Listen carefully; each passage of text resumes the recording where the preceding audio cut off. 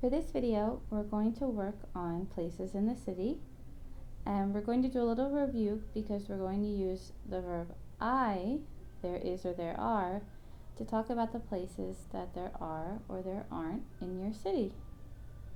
But first, let's go over the vocabulary. We have la ciudad, that's just the city in general. El banco, the bank. El restaurante, la panadería, the bakery. La farmacia, la estacionamiento. El museo, la universidad. El hotel, el café, el estadio,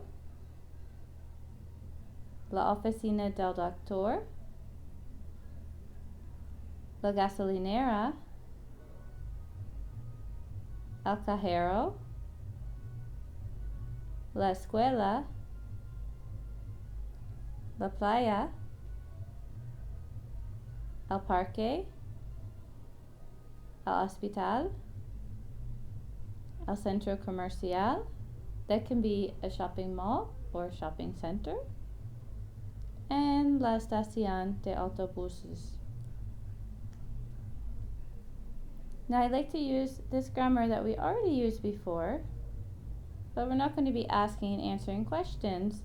Instead, I'd like for you to describe if there is or isn't different places in your city, and we can especially use the different quantifiers here.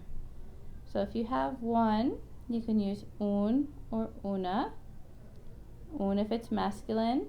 Remember, we know it's masculine from the L. Or una if it's feminine. We know if it's feminine from la. Unos or unas if there's some, but you're not sure how many exactly. And muchos or muchas if there's a lot of them. I'm going to give you some examples about my city.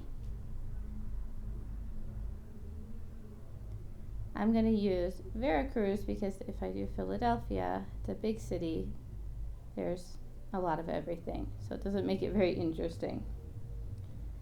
In Veracruz, hay unos bancos,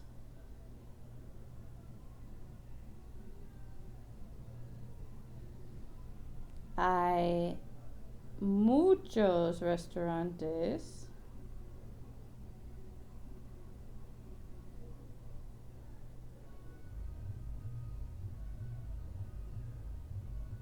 now I'm using muchos with an OS because restaurantes is masculine.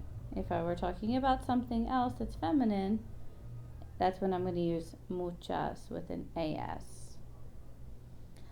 Hay unos universidades.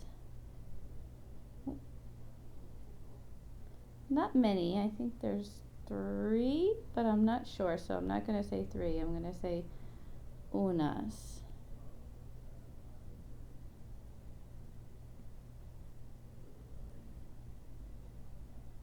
Hay muchos hoteles.